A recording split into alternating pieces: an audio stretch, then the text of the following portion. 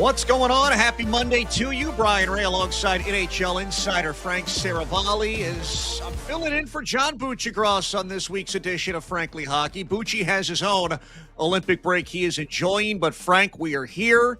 The Olympics are underway. The men's tournament just a couple of days away from kicking off.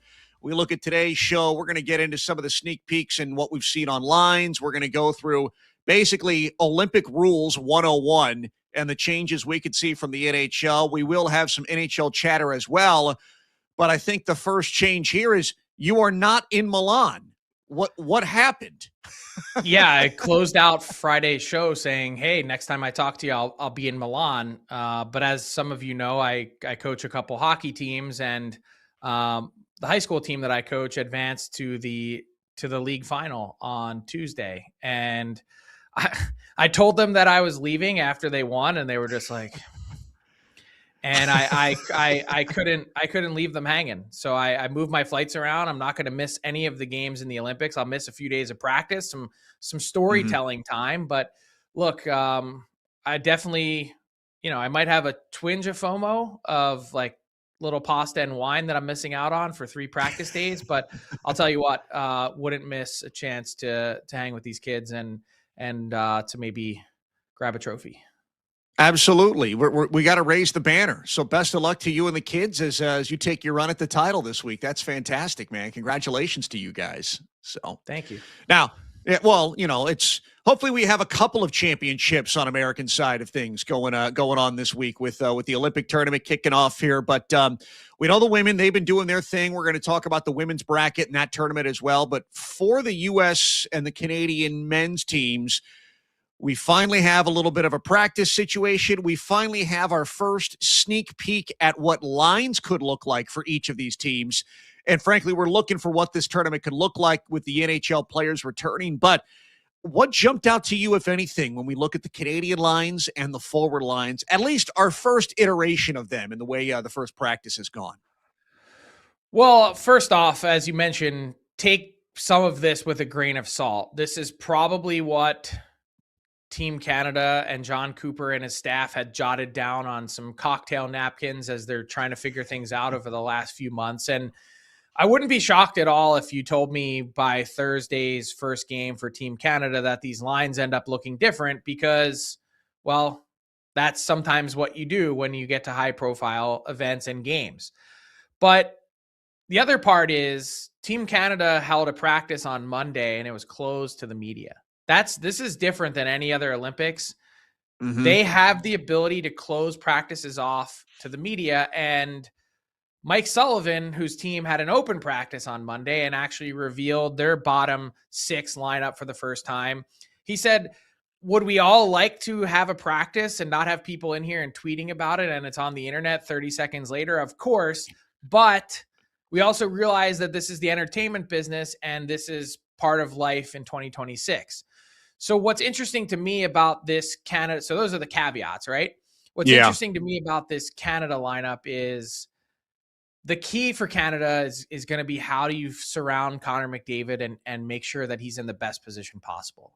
With all due respect to Nathan McKinnon and Sidney Crosby and all the incredible collection of talent that Canada has, that was their big miss throughout most of Four Nations, was trying to find running mates for Connor McDavid, who was at this level, and everyone else was kind of a notch below.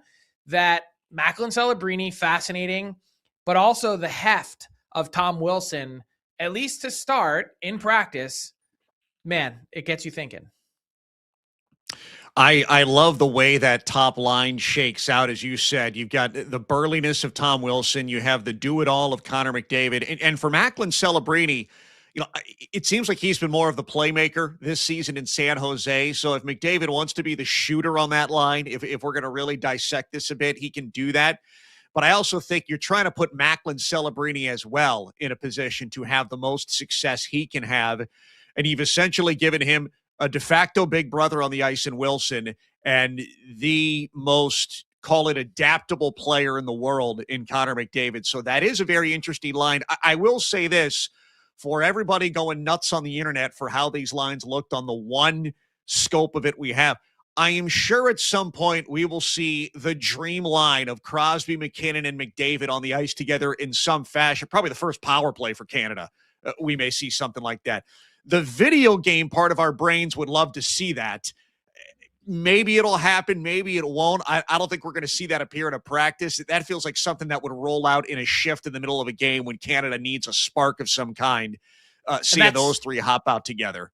That's exactly what did happen in the third period of that Four Nations game. One in Montreal, we did see a stacked lineup like that. So the power play, in case you were curious, Cale Makar was quarterbacking the first unit with McDavid and McKinnon on the flanks. Crosby was down low, and Sam Reinhart was in the bumper spot. So that's pretty good. That's as fantasy hockey of a power play lineup as you could find. Isn't it? And so that's just crazy. It is. And I'll throw a couple other things at you. This is just me thinking, not anything else. Like, this is not me reporting. But I could see swapping Mark Stone and Macklin Celebrini. Put Celebrini, Sidney Crosby light with Sidney Crosby. I could also see swapping the fourth line wings with the first line wings. Sure. Put McDavid with Hagel and Reinhart. And then you've still got that, if you keep that third line together as it is on the screen, that is like the all brain line. That is the central processing unit of Team Canada. Three incredibly intelligent players between Stone, Crosby, and Marner. But if you said Hagel is going to be like Zach Hyman light and be the guy who's hounding pucks to get them for Connor McDavid, I could see that making sense. And then Reinhart, it's not like he's lacking any heft or muscle in the way that he plays. He's not shy from contact. So if you threw him in that Tom Wilson spot, that wouldn't shock me either. But Seth Jarvis and Sam Bennett, interesting that both those two guys, the late additions to the team, injury replacements, don't have a spot in the top 12 at this point. Yeah, and in the preliminary round of the men's tournament, well, both tournaments, it's so fascinating because there is going to be, I think, a little bit of tinkering and experimenting on the coaching staffs for all teams. Now, there is some Four Nations experience that we saw last year that they can draw back on, but that's the caveat. You have to balance with winning your preliminary games as much as you can, along with figuring out your best lineup at the same time. So when you get into a knockout situation, you are rolling with the best units possible. And that's what makes the preliminary element so fascinating to me. And we are going to get to the U.S. side of all this, but just overall, how these coaches and teams manage the preliminary round games as well. Well, I think there's a little bit of pressure that's facing Team Canada that doesn't really exist for the U.S. because the groups are so different.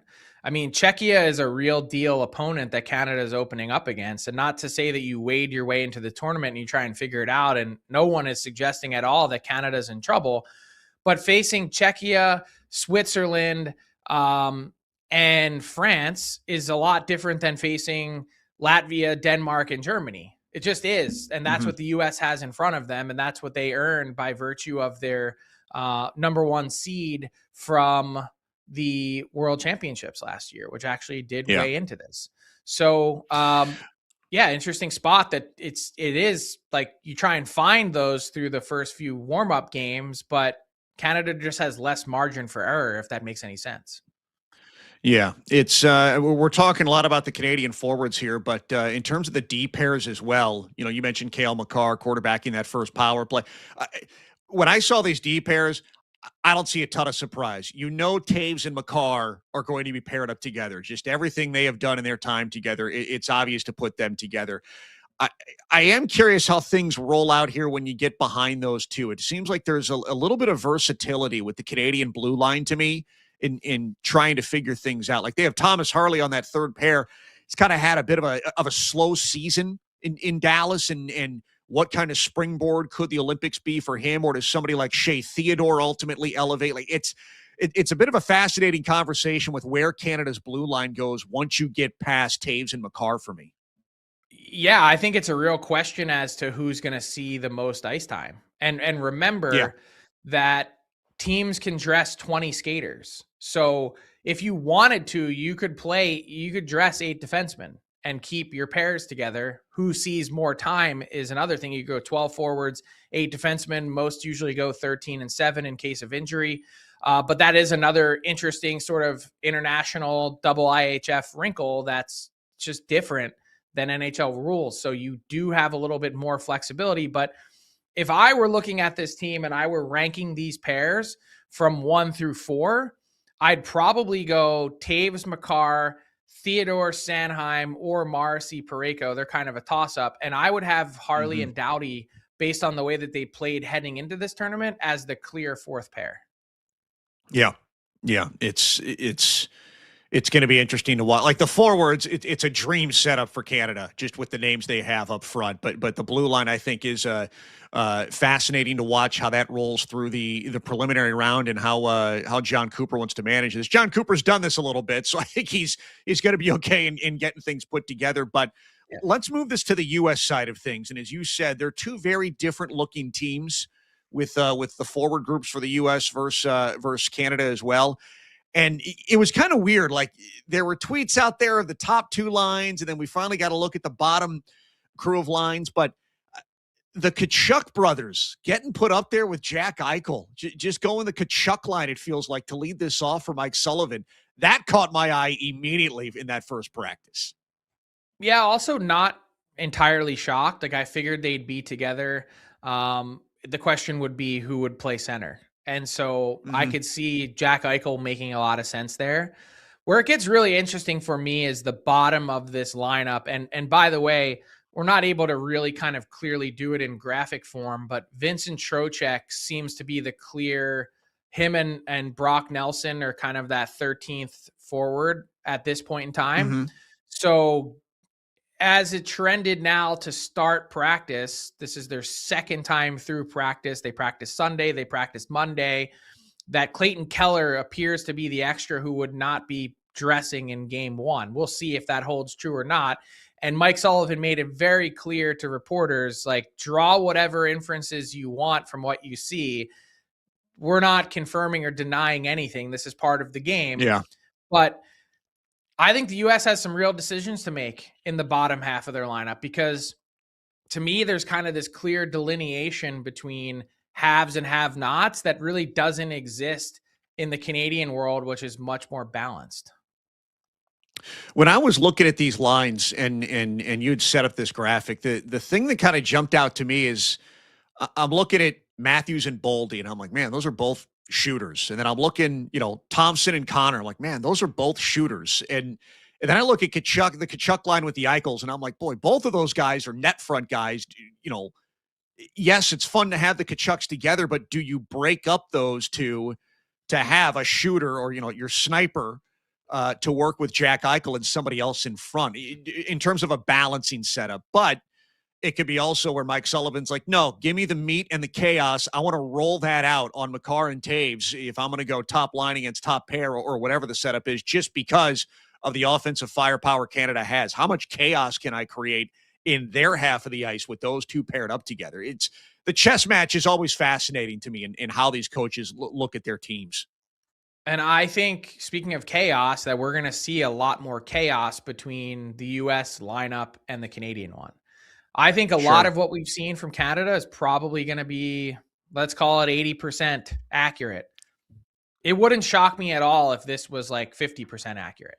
If they threw this in a blender again and tried if they experimented a lot more than Canada did with their preliminary round games. Because look, neither team is really a dream or fun to match up against, because they all present different challenges and different strengths and weaknesses. But I think this U.S. team is way more malleable, and probably not in a good way. That's not a compliment. It's just that finding the right lines and chemistry is going to be more important, I think, to the U.S. than it is to Canada.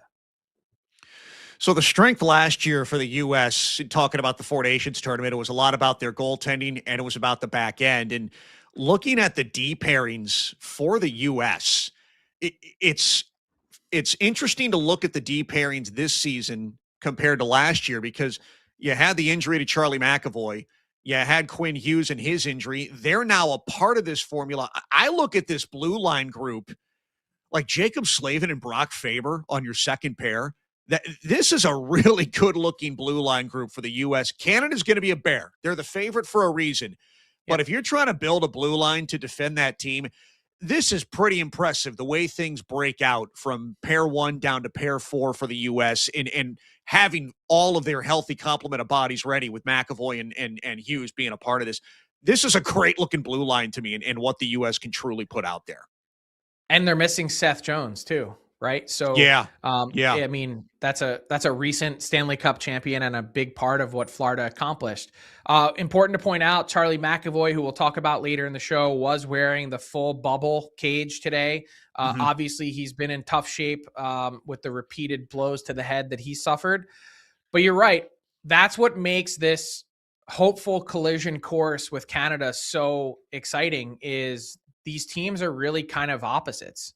The U.S., their strength is on the blue line and in goal, and Canada, their strength is up front, and they really struggle on the blue line and in goal, theoretically, on paper. Yeah. So how those two things smash together is what makes this the sort of dream matchup, aside from everything else that's on the line with the rivalry, with how what's the best way to say it? How jacked up these players are. I mean, look, the U.S., they had their own commercial. We're collecting Canadian tears. Tears.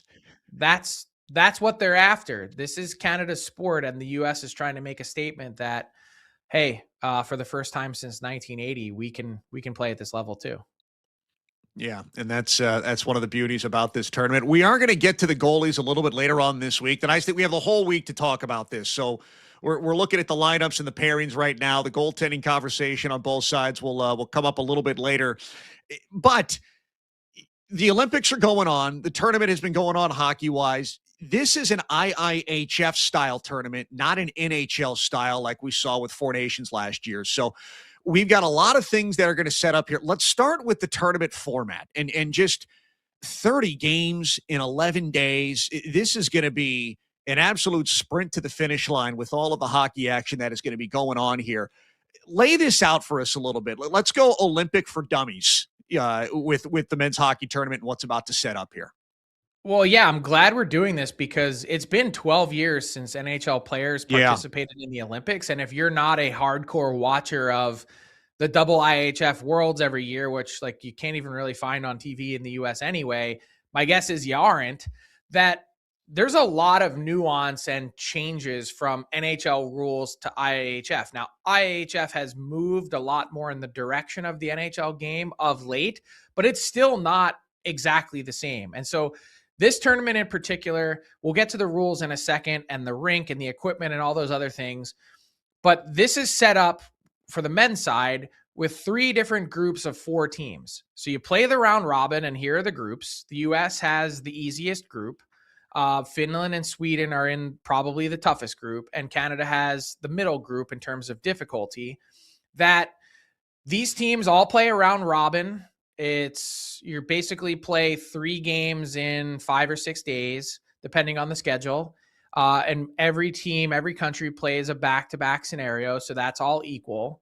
And then after these preliminary round or the group stage is completed, they will be ranked in order from 1 through 12.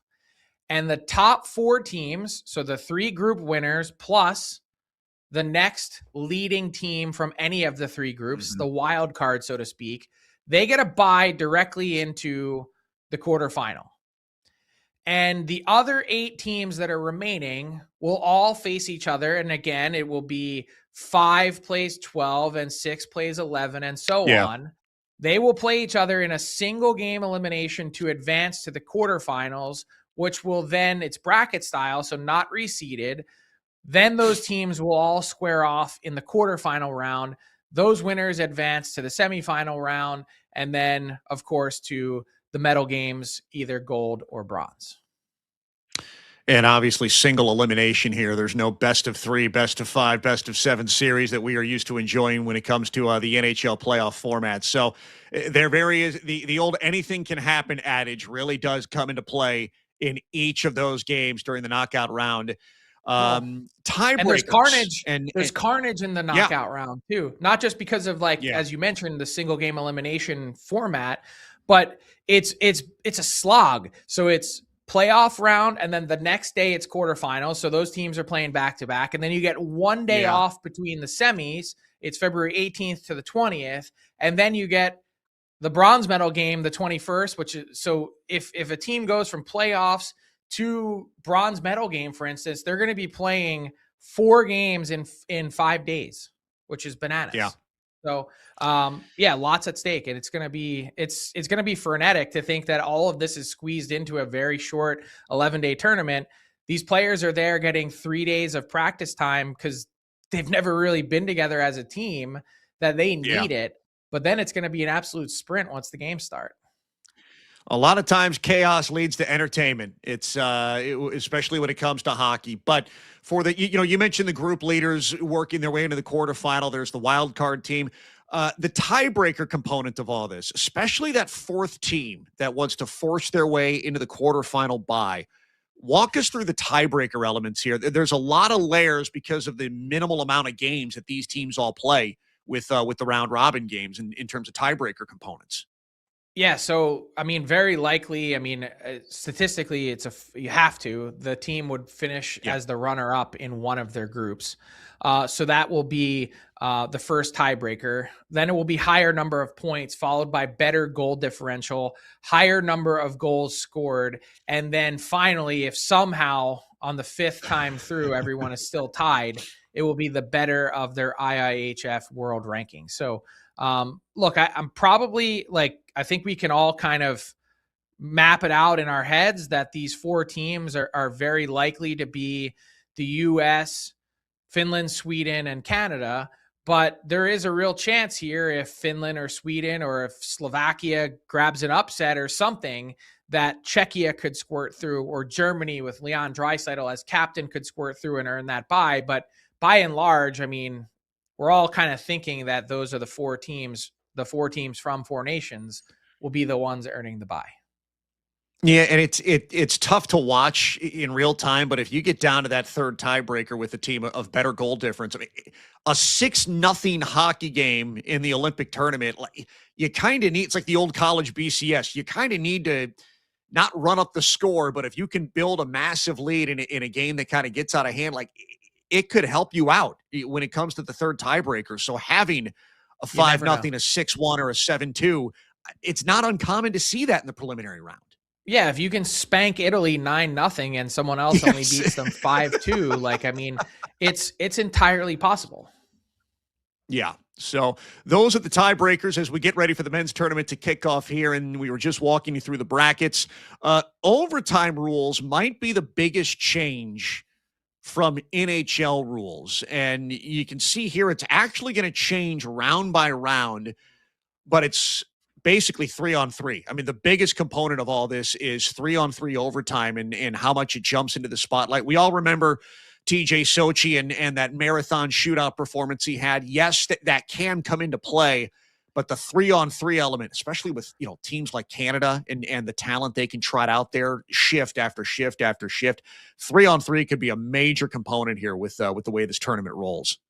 And it will be. We're destined to have games that go to OT. So for the group stage, it's very similar to the NHL. The difference is that it's a 5-round shootout instead of a 3-round shootout. And the other difference is that shooter can repeat. You don't have to put out 5 different shooters. You could have one guy take all 5 shots if you really wanted to. So I don't know exactly how these coaches are going to approach it.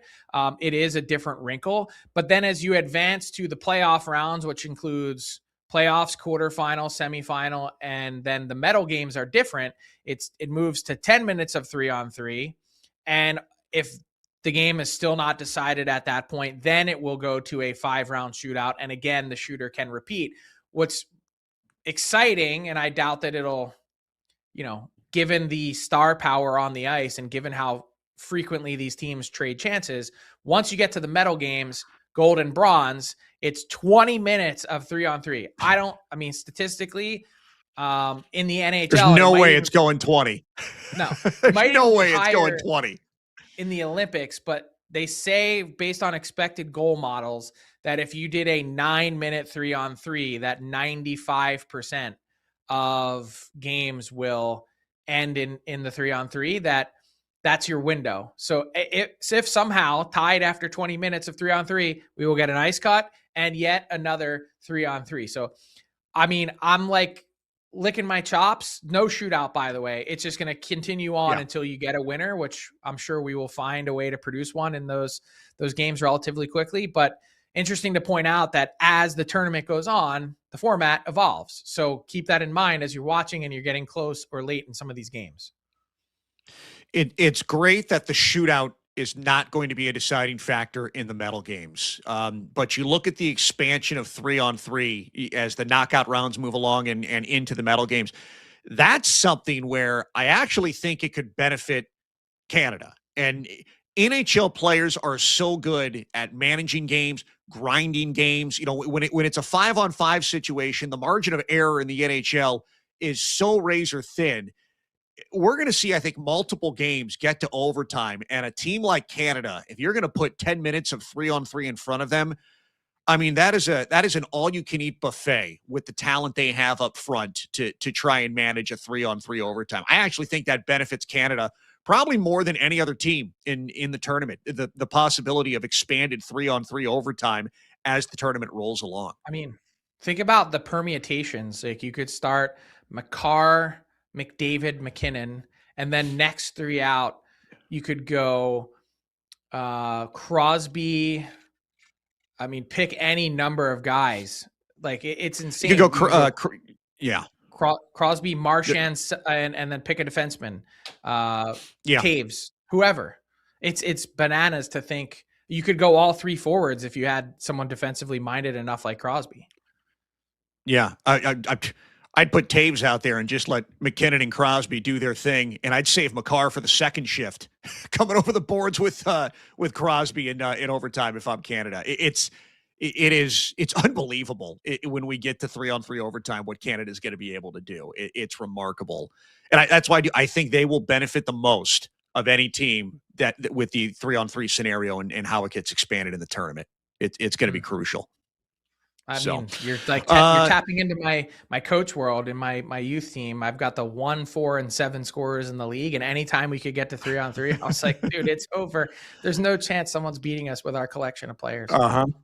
That's unbelievable. It's going to be a lot of fun. But continuing to roll along here and what this Olympic tournament is going to look like, once again, because it's an IIHF-based tournament, there's a few key rule changes that are going to be a lot different from NHL games, and not just us as fans having to make the adjustment. The players themselves are going to have to make the adjustment here, especially in the round-robin games. We're going to keep this graphic up for a while.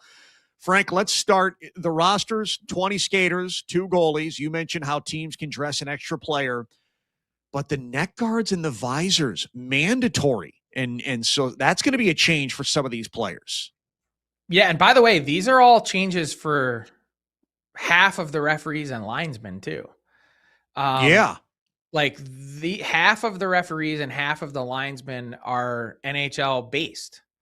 The other half are IIHF based. So interestingly enough, the double IHF refs that were likely going to be included in this tournament were brought over to the NHL officials training camp before the season started in late August or early September to meet, to go through this, to say, okay, here's what's the same, here's what's different, how are we going to work together to do this? And so the other part is the NHL has a seat at the table in determining which referees and lines persons are assigned to these games. So you would think the NHL heavier games, like particularly once you get to the medal rounds or semifinals and medal games, that you're going to see two NHL referees on the ice. That's my guess. So look, referees need some adjusting to a different rule book. Will double IHF officials call the double IHF rule book as stringently as normal? What does that mean? Well, headshots are a great example. If a sequence or play is determined to be a headshot, meaning head contact is the principal point of contact, well, it's a 2-minute penalty plus an automatic 10-minute misconduct. So in the World Championships, players don't like it because a lot of times what they see as a routine hit in double IHF rules, it is called as you're going to sit for 12 minutes. That's a big change. And so they're going to have to get adjusted to that. And how closely will that be called? The important thing to point out here is there's no war room. There's no situation room. The officials will step off the ice into the penalty box and review it on an iPad, and they have the final say. So let's say you have a game where you have two double IHF officials and they just call it differently than the NHL.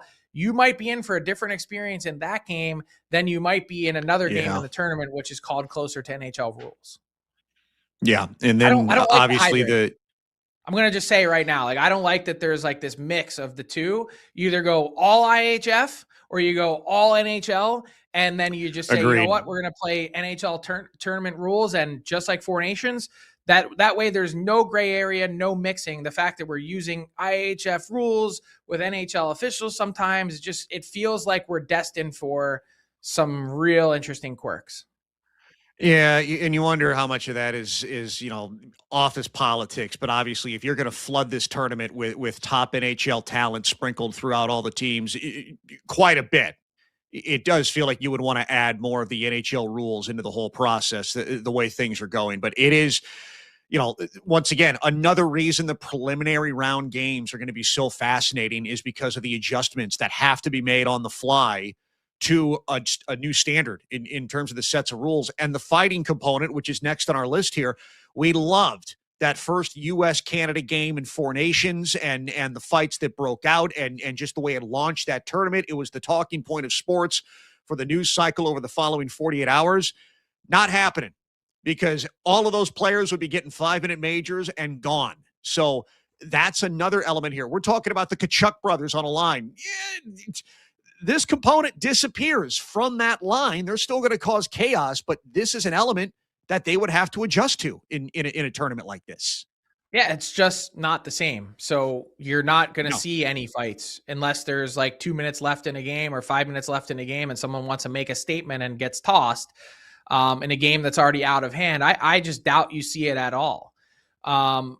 Yeah. So this is like you're going to have to keep your cool in a way that there's not that outlet. There's not that escape valve for cooling down a game in the way that there is in the NHL, but also there's way more at stake here. We just talked about 30 games in 11 days. This is a short run. One game, it's almost like an NFL season condensed into 11 days. Every game is incredibly meaningful, that there's really not much margin for error. Yeah. And then, the shootouts.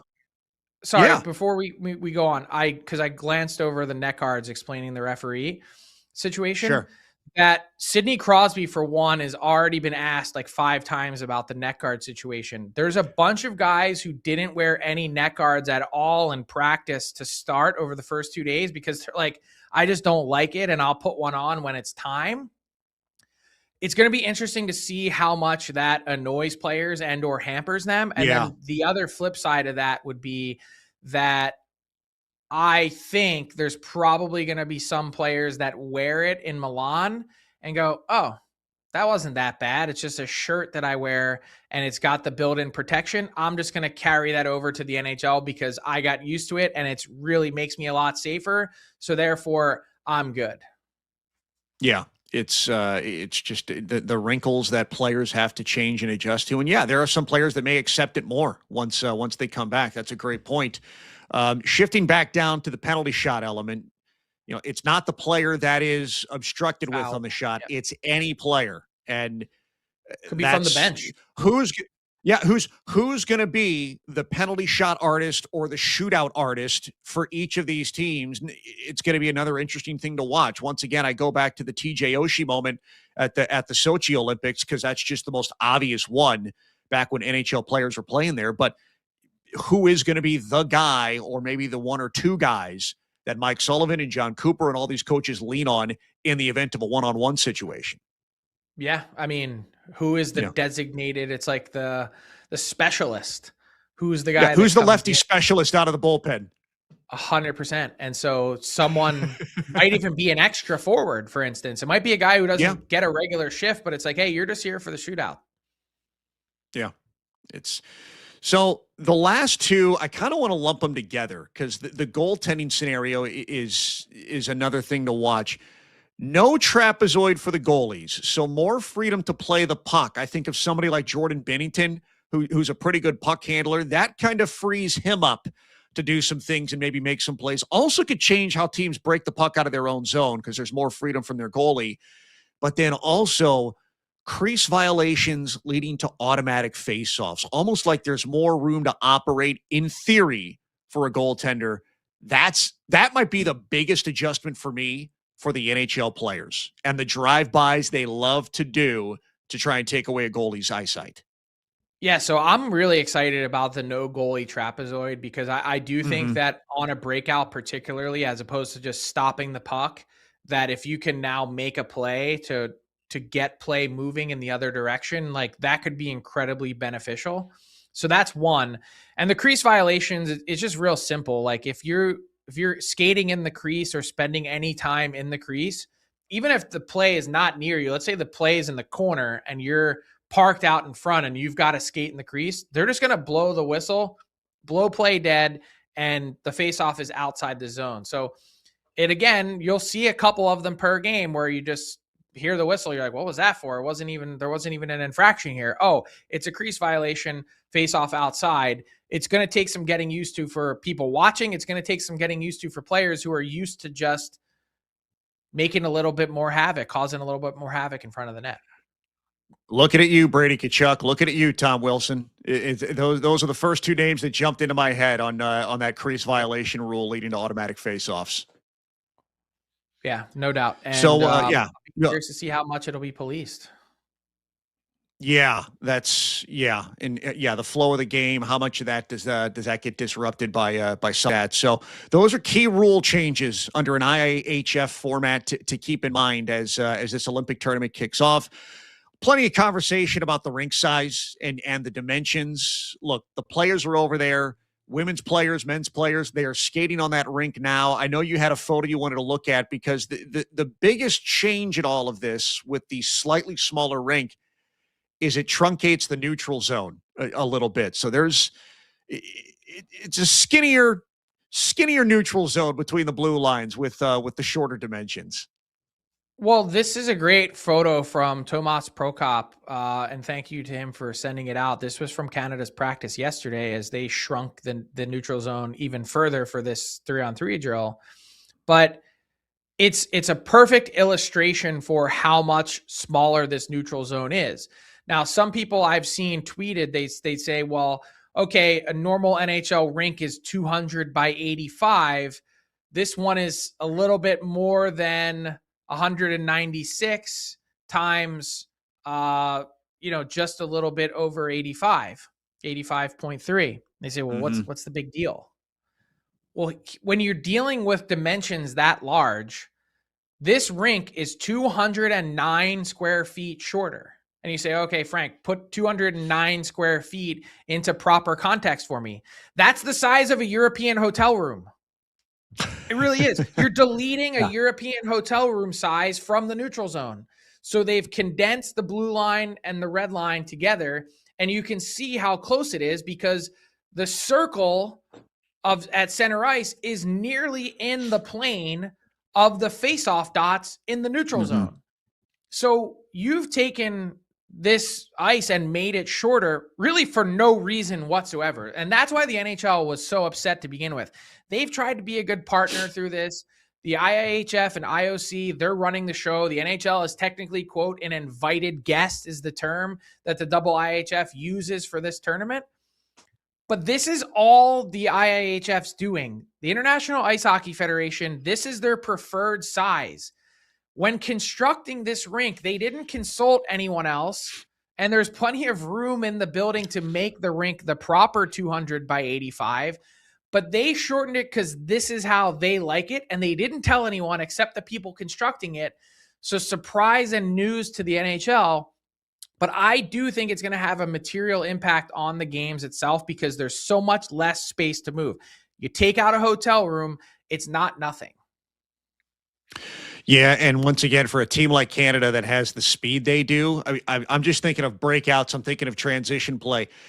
There's less space to make a play, but man, if you lose track of a guy or if a puck gets through, I just feel like if you're a defenseman, the way that wave of attack is going to approach you, you're trying to set gap, you're trying to maintain your distance on a guy. Everything changes a little bit just in terms of the parameters and that distance speed ratio that these players are used to dealing with. It's going to change and it's going to move. Play is going to move quickly on them. Four Nations was the fastest hockey we've ever seen. Now you're taking that speed and you're putting it on a smaller ice surface. The game just got that much faster for these players at ice level. And that's going to be a treat for us. Oh, yeah. Could also include some more chaos, maybe even a touch more physicality. Yes, I'm so pumped. I'm so pumped for this tournament. I cannot wait for it to kick off. The women's tournament, it's well underway. Good start for the American women. Canada's only played one game. They won it, but you look at some of the results going on around with the women's tournament, kind of feels like the usual suspects are doing their thing. I will say this. Can we raise a glass to Saskia Maurer, the goaltender? I hope I'm saying that right. The Swiss goaltender that had to deal with 55 shots in the Canada-Switzerland game. I think the shot count was 55-6 favoring Canada, but there's a look at the groups. How'd you like to be the Swiss goaltender dealing with Team Canada in that meeting? My gosh. I would not. And a big upset win today, Italy knocking off Japan in Group B. So they're going to advance. And this is a live score. Germany beating France right now, 1-0 in the women's tournament. That game ongoing. The U.S. plays today at 2:40 Eastern, and Canada follows at 3:10 Eastern. No surprises really, other than Italy beating France. But the U.S. sort of dominating and in full control as usual. Canada, they've got that postponed game as a result of that neurovirus that had swept through Finland's room. So, going to be interesting to see what this collision course looks like. It always comes down to U.S. Canada. That gold medal game, obviously the women's tournament starting a lot earlier than the men. That gold medal game goes February 19th. So in terms of the schedule for the men, it is the day in between the quarterfinals and the semifinals in the men's tournament is the women's gold medal game that day. Yeah, and I think we all look at the women's side, and once again, we see a U.S.-Canada collision course.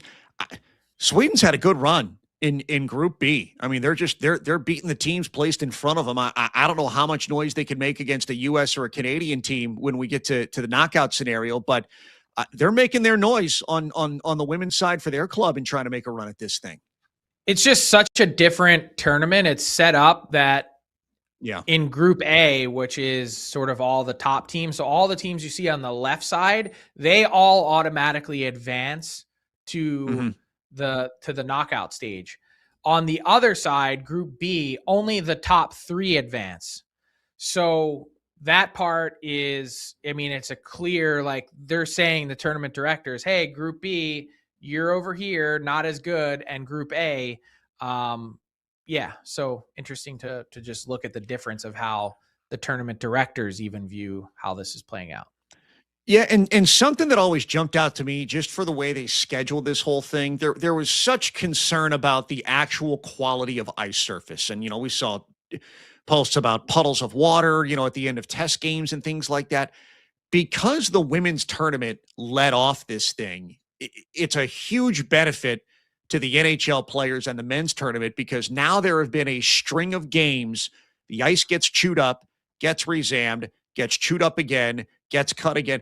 The ice surface has gone through so many run-throughs of cuts and refloods that I think it is going to be in as good of a condition as you could hope for when the men's tournament finally kicks off because of what the women's tournament has been able to do here leading off this Olympic Games. I just haven't seen that talked about a lot. I feel like that's a great factor for the men's tournament as well.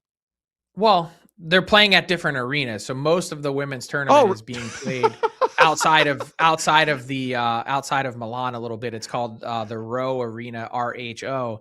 And that's part of the reason why it hasn't been talked about a lot, but there are still some women's games that are being played in the main men's hockey arena. The difficulty has been from an ice perspective. Like if you think about Sunday, so yesterday in Milan, there were 9 countries that practiced on that ice. Back to back to back. I mean, it's like it's like going to your local rink. Like, the 13 AA teams out there, and next following is the 14 AA. Like, it's like wash, rinse, and repeat. So these, Canada got it last on Sunday night. They had the worst ice of any group. They said it was okay. And here's the thing. I don't think anyone's complaining, Brian. Like, I think everyone's like, hey, if you told us we were playing on the middle of Lake Como in slush, that like we'd be okay with it because this is the Olympics and we're competing for so much more. Yeah. So it's women's tournament's been great to watch so far. Men's tournament's going to be fantastic. There is some NHL conversation for today's show as we switch over to our Ask the Insider segment. And Frank, there's been a lot of retweets of this Charlie McAvoy photo. He obviously took the high hit in that game against Florida. Was knocked out for a little bit, but did return, but then has the tweet with the video and the swollen face. Oh, just a brutal hit to watch. But did he get the NHL's attention with this tweet? I don't know if cryptic is the right word, but it's a straightforward message that he was sending there, it felt like.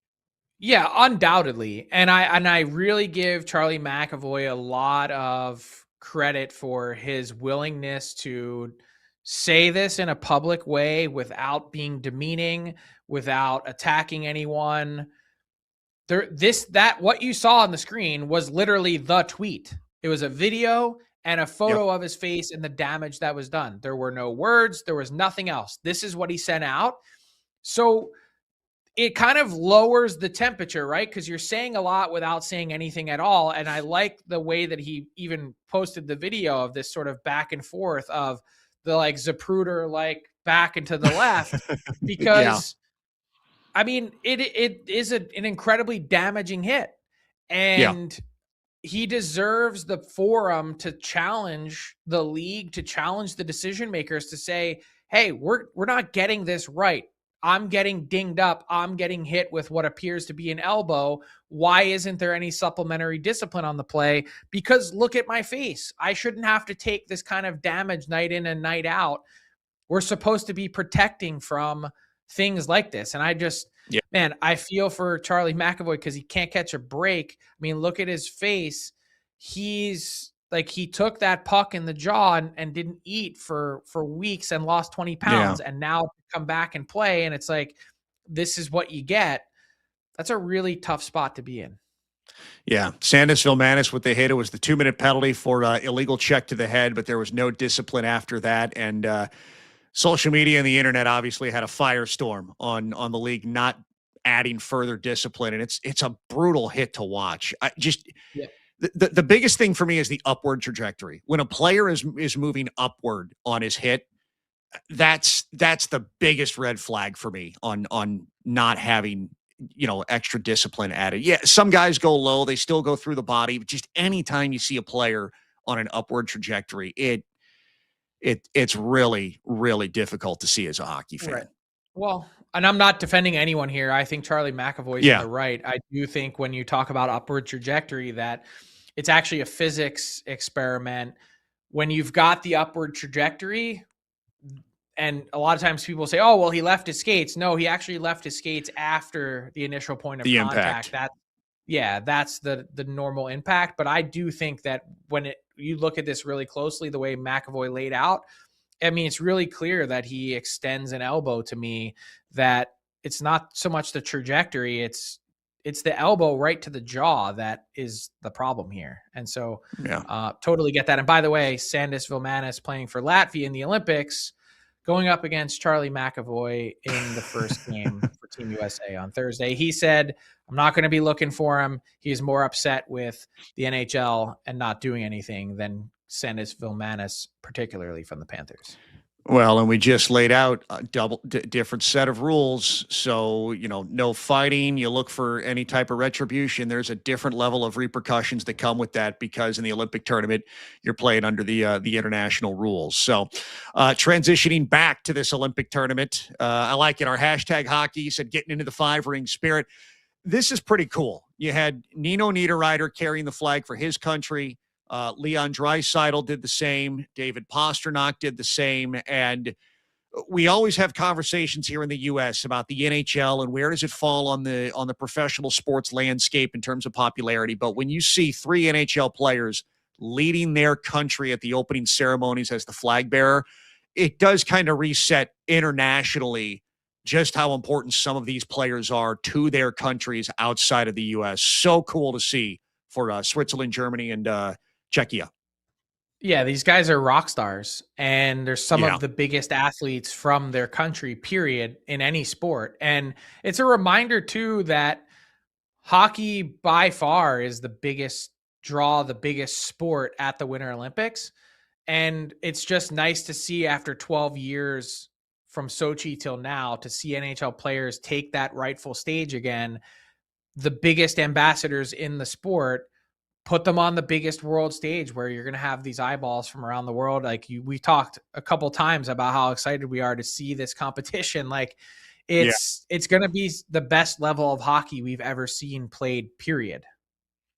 Just for me as a fan, I know the concerns of, teams are sending their players to a non-NHL tournament. There's injury risk, there's health risk, but I just, from a hockey fan perspective, there is no greater marketing arm, I think, for the NHL than the Winter Olympics. You are the focal point of the sports world for 10 days, and your sport gets to be one of the focal point events of the Olympics. It's the best marketing arm from both there. sides. I get it from both sides because the league says, that's great that you say that, but I can't quantify that on my spreadsheet anywhere to show us any growth that we've had. And by the way, the Super Bowl was just concluded last night.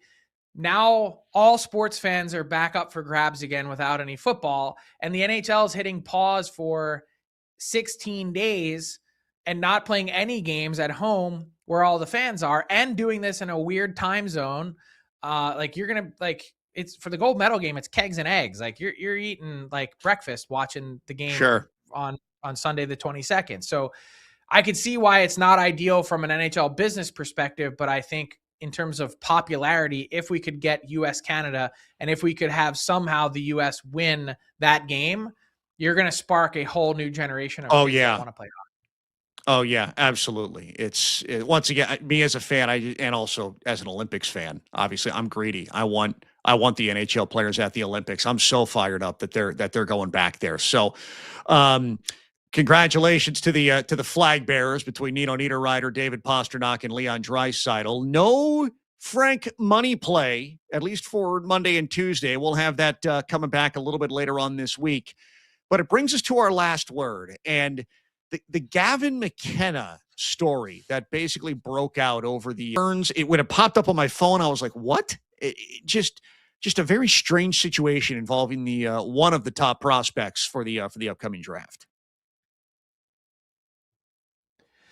Yes, and I think important to remind everyone here that due process is incredibly critical to any stage. Like a lot of people had jumped to conclusions, whether it was the supposed narrative that had existed or whether it was the felony charge that was given to Gavin McKenna and then later rescinded by the Center County, Pennsylvania district attorney, that a lot of people skipped steps here.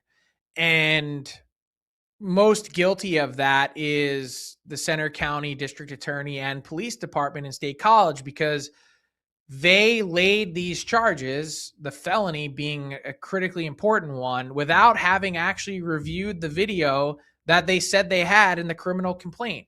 So if you had the criminal complaint and you had the video, then why didn't you review that before deciding what level of charges to put down? So now in the meantime, Gavin McKenna is not out of the woods. He does have misdemeanor charges that he's facing, but it's a lot less serious now than it was. And his reputation has also been damaged. And part of that, of course, is his own doing. But everyone in today's society in 2026 wants to go from 0 to 100. And I think another reminder that you have to take a step back for everyone, the reporting process, the criminal process, whatever it may be, to let the facts speak for themselves and then begin to make determinations after that. And they've also done a really poor job at even establishing facts as that. That's what a court case is for, of course. But to get it right from the start would have been more beneficial to everyone. So ugly mark for Gavin McKenna and for Penn State hockey. But now it's viewed in a totally different light, and rightfully so, that it takes the temperature and volume down from an 11 to like a 5. And that's why due process exists. Obviously an important component to this, and we will see what results moving forward from the Gavin McKenna situation. That is going to do it for today's show. We're going to be back with you tomorrow at noon Eastern. More Olympics chatter, hopefully some more information, sights and sounds from what was going on with the teams, their practices, and how this tournament looks getting ready to kick off. So enjoy the games, enjoy the rest of the Olympics, and we will talk to you tomorrow. That'll do it for this Monday edition of Frankly Hockey.